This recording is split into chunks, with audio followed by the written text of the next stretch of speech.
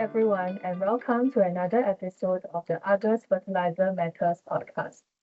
My name is Huijun Yao, and I'm Asia Fertilizer Editor. I'm joined today by my colleague, Dinise Chng, who is a senior reporter covering the ammonia and nitrogen markets. Today, we will be chatting about the emerging renewable ammonia market in China. Hi, Denise. Welcome to the podcast. Hi, Huijun. Thanks very much for having me. Could you share with us some insights you are hearing on this? Sure, to set the scene, China's renewable ammonia output is set to increase significantly this year as more projects come online. Already, we are hearing of 3 plants that have begun green ammonia production, bringing the total production capacity to around 700,000 tons per year.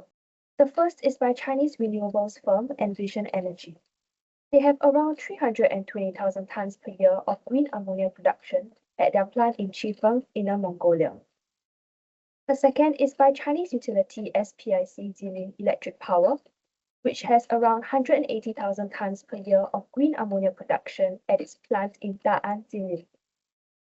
And lastly, the newest renewable ammonia capacity to emerge is Chinese Energy Engineering Corporation's plant at Songyuan, Jilin, which has around 200,000 tons per year of green ammonia production in phase 1 and an additional 400 tons per year of production in phase 2. That's quite a lot of production capacity.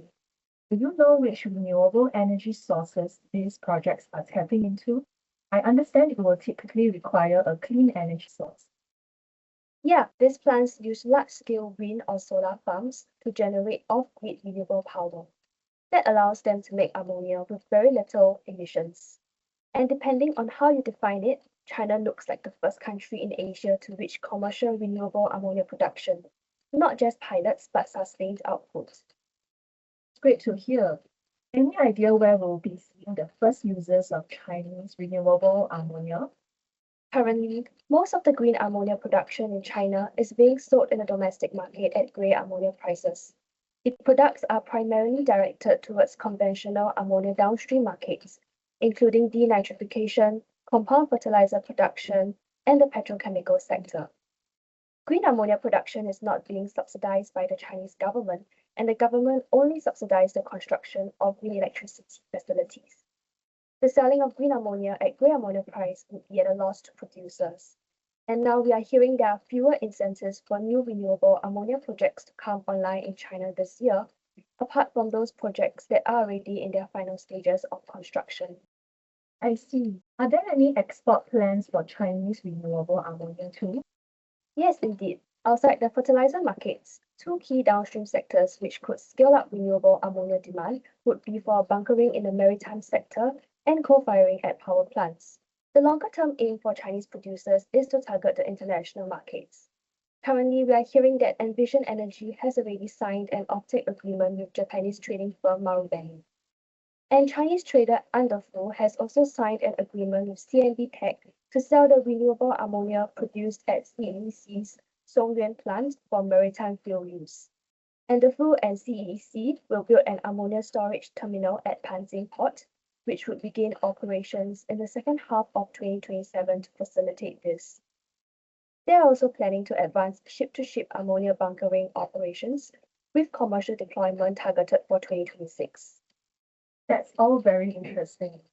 But as I understand, all these demands would be dependent on policy support from local governments as well.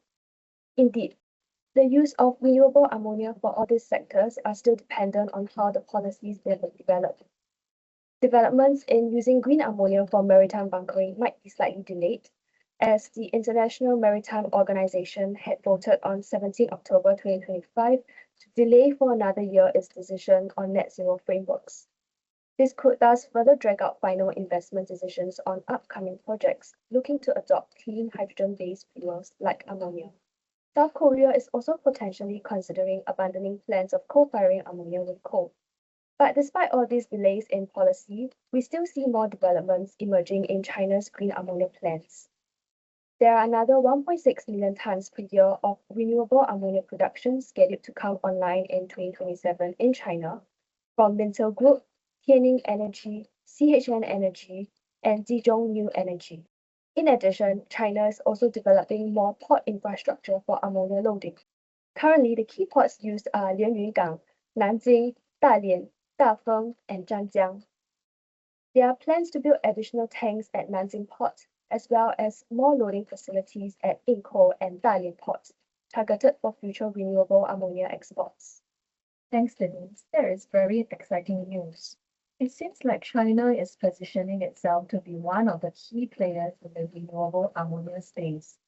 Any idea how much these cargoes would price as compared to the conventional product that is already being exported out of China? Yes, the price point remains a key issue. We estimate that Chinese renewable ammonia prices to be around 4,800 to 6,800 yuan per ton exports. This is equivalent to anything between $675 to $872 per ton exports, depending on the region and the plant. For export, we are hearing that most producers are targeting to offer renewable volumes at around 600 to 700 per ton FOB. Offers at this price are already close to production costs for Chinese producers. Renewable ammonia is indeed sold at a significant premium compared to conventional grade ammonia. Chinese grey ammonia cargoes mostly averaged around 460 to 470 per ton FOB in January. Wow, that's quite a big difference. How would that affect demand for clean ammonia in the global market, considering its high premium over that of conventional ammonia? Yeah, this suggests that traditional users of conventional ammonia, like the fertilizer industry, may not be willing to pay up the difference.